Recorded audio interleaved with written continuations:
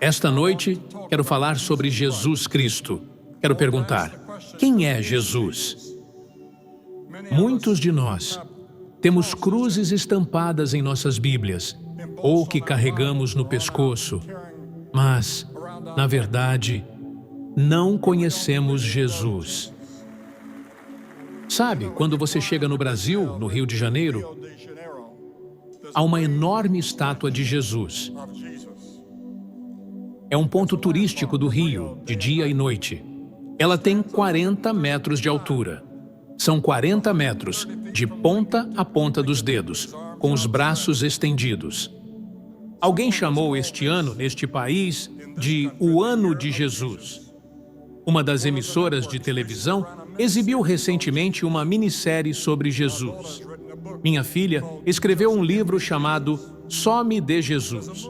Há um movimento entre os adolescentes que se questiona: o que Jesus faria?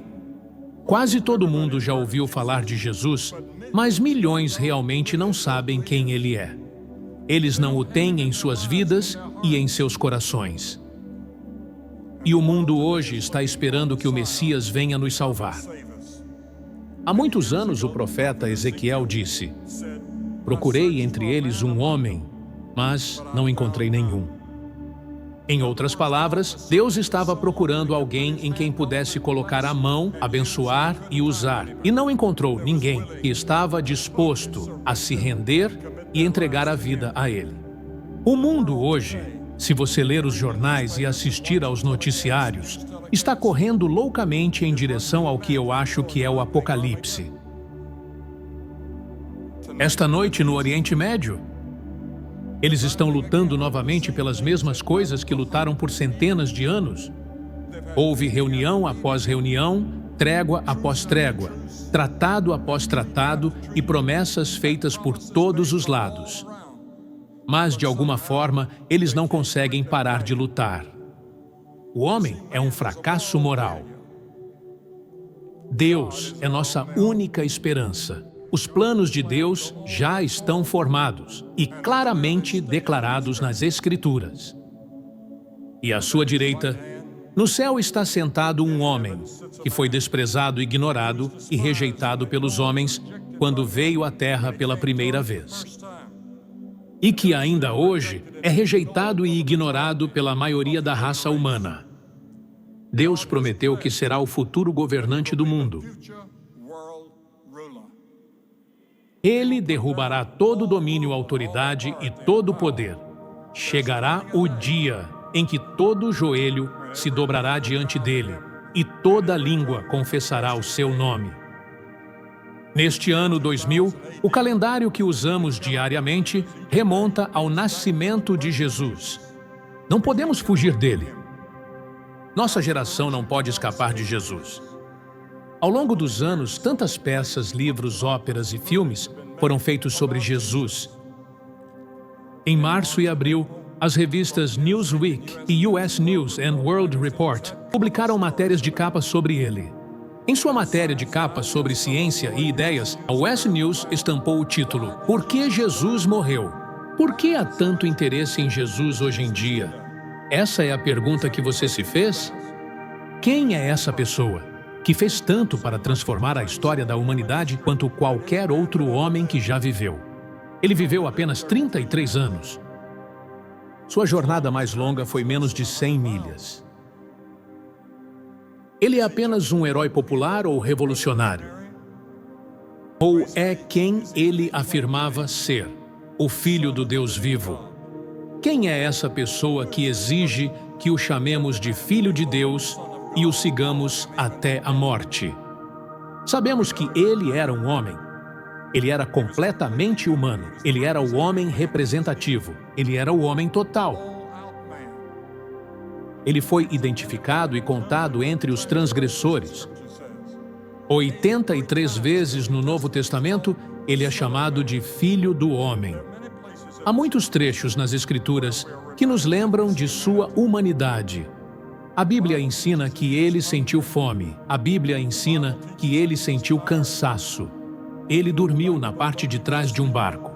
Ele conheceu as alegrias da amizade, foi incompreendido e desprezado. ele chorou no túmulo de um ente querido. Ele teve que lutar contra a tentação e suportar a decepção. Afirmou ser o Filho único de Deus. Antes que o mundo existisse, ou antes que a raça humana existisse, ele disse: no princípio era o Verbo, e o Verbo estava com Deus, e o Verbo era Deus. E disse: antes de Abraão existir, eu sou. Com essas palavras, Jesus se diferenciou de todas as outras pessoas que já viveram. Em outras palavras, Jesus disse: antes de Abraão nascer, eu sempre sou o eterno presente.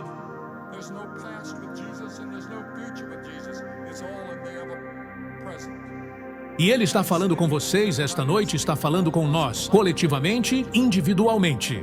Em Colossenses 1 está escrito: pois nele foram criadas todas as coisas nos céus e na terra, as visíveis, as invisíveis, sejam tronos, dominações, principados ou potestades. Tudo foi criado por Ele e para Ele. Ele é antes de todas as coisas, e nele tudo subsiste. Todo este estádio desmoronaria se não fosse o fato de Ele ser quem o mantém unido. A declaração de Pedro em Mateus 16:16. Tu és o Cristo, o Filho do Deus vivo. Quando Ele chegou a Belém, aquele não era o seu nascimento, nem o seu começo. Ele já existia. Aquela foi a sua encarnação. Quando Jesus chegou a Belém, aquele não era o lugar de sua origem. Era sua encarnação. E o Verbo se fez carne e habitou entre nós. Sabe, acho interessante que Jesus nunca tenha se desculpado por seus pecados. Ele desafiou os outros a provarem qualquer erro em seu pensamento ou em qualquer coisa que ele tenha feito. Como podemos diferenciar Jesus de todos os outros indivíduos que já viveram? Como podemos diferenciar Jesus de todas as outras pessoas? Qual é a causa fundamental do ódio, ganância, luxúria e da guerra hoje em dia? E da injustiça e divisão racial? Jeremias respondeu: enganoso é o coração mais do que todas as coisas, e desesperadamente perverso, quem o conhecerá? O rei Davi disse: em pecado me concebeu minha mãe, nasci em pecado. Ele disse: eu fui moldado na iniquidade. A Bíblia diz em Mateus 15: pois do coração procedem os maus pensamentos, homicídio, adultério, prostituição, roubo, falsos testemunhos e blasfêmia. Acho que precisamos fazer algo em relação às armas, mas esse não é o verdadeiro problema. O verdadeiro problema está em nossos corações. Como explicar Jesus? Sua autoridade. Ninguém jamais falou como este homem falou, diz João 7. Ele perdoou pecados. Nenhum outro profeta jamais perdoou pecados. Maomé não tentou isso. Buda não fez isso. Ninguém mais na história jamais disse: seus pecados estão perdoados. Ele também tinha autoridade sobre a natureza. Quando o mar fervia e a tempestade rugia, ele simplesmente ergueu a mão e disse: acalma-te. E o mar se aquietou e a tempestade cessou. Ele tinha autoridade sobre as doenças. Toda pessoa doente que veio a ele com fé e que ele tocou, ele curou. Mas e a sua morte? Diferente da de qualquer outra pessoa que já existiu. Vê, Jesus foi executado. Ele era um criminoso. Ele tomou sobre si os nossos pecados. Ele se tornou pecado por nós que não conhecíamos o pecado. Consegue imaginar uma pessoa sendo a personificação do pecado? Era isso que Jesus era na cruz. Isaías 53 diz: Deus fez cair sobre ele a iniquidade de todos nós. Em 1 Pedro 2:24 diz: Ele mesmo levou em seu corpo os nossos pecados sobre o madeiro. Miqueias diz que todos os nossos pecados são lançados nas profundezas do mar. Eu estava lendo hoje sobre aquele lago na Rússia, que é o mais profundo do mundo inteiro. Milhares de metros de profundidade. Nossos pecados estão sepultados nas profundezas do mar.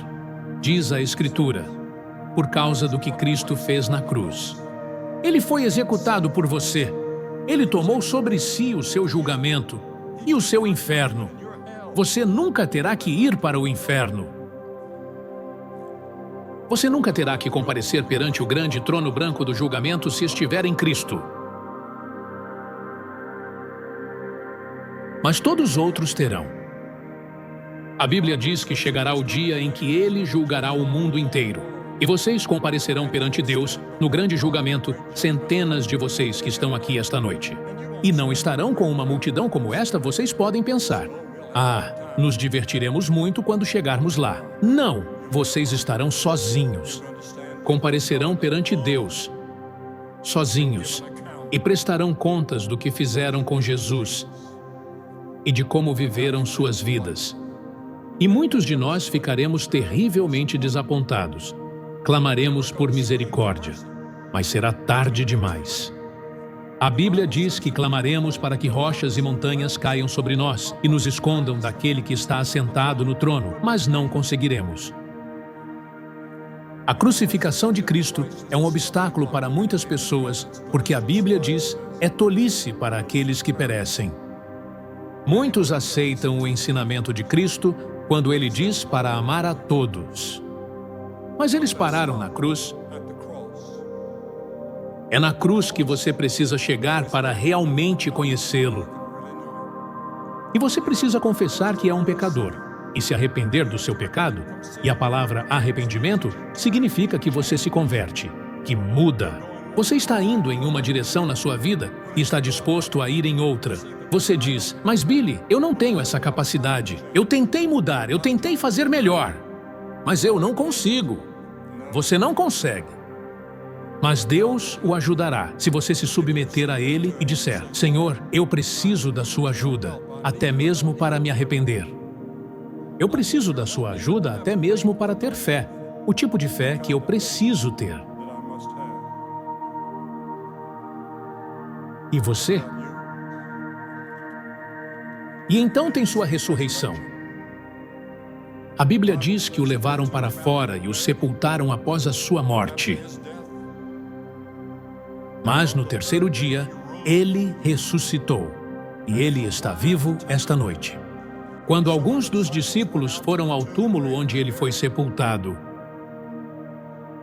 havia 2 homens, 2 anjos, que disseram, por que vocês procuram entre os mortos aquele que vive? Ele não está aqui, ele ressuscitou. Jesus está vivo. E o que inspirou os discípulos a irem por todo o mundo com o Evangelho foi a ressurreição. Estamos falando de um Cristo vivo, que pode entrar na sua vida e no seu coração hoje, e transformá-lo, transformar a sua família, transformar o seu bairro, e transformar todo o país, se permitirmos. A Bíblia diz, se você confessar com a sua boca que Jesus é o Senhor e crer em seu coração que Deus o ressuscitou dentre os mortos, será salvo. Você precisa crer não apenas que ele morreu, mas também que ressuscitou. Isso é metade da questão. A outra metade é se arrepender. Você vem e diz, ó Senhor, eu sou um pecador, perdoa-me pelos meus pecados. Por favor, perdoa e me ajude a mudar. Mas então, você tem que viver a vida. E o Cristo ressuscitado está presente através do Espírito Santo para ajudá-lo a viver a vida depois de ter vindo a Cristo. Se Cristo não ressuscitou, então ele não é Deus. E a tremenda força aí na história é inexplicável. O apóstolo Paulo, a caminho de Damasco, perseguia e matava cristãos. Ele odiava Jesus. E um dia houve uma luz ofuscante. Ele caiu de joelhos. E ele sabia que era Jesus. E ele disse, quem és tu, Senhor? Em Atos, o 9º capítulo, e esta é a pergunta que você deve responder. Quem é Jesus? Essa é a pergunta da nossa geração. Quem é Jesus?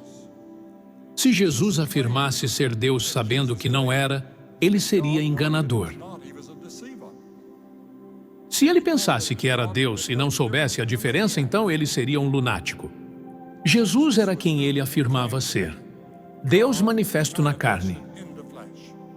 Pense nisso, o Deus poderoso que criou as estrelas, os planetas e todo este universo, e que mantém tudo unido.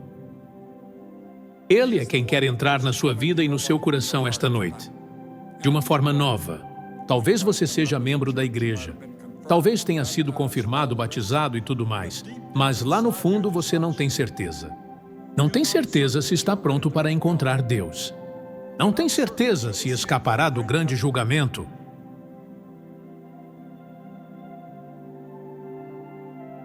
Você precisa encarar a pergunta que Pilatos fez. Que farei então com Jesus chamado Cristo? Pilatos lavou as mãos. Esta noite você pode lavar as mãos e sair. Sair deste estádio e voltar à sua antiga vida, como se nada tivesse acontecido. Mas Paulo estava com medo. Ele tremia, estava atônito, maravilhado, mas fez a pergunta certa. Senhor, o que queres que eu faça? E Jesus lhe disse, levanta-te e vá.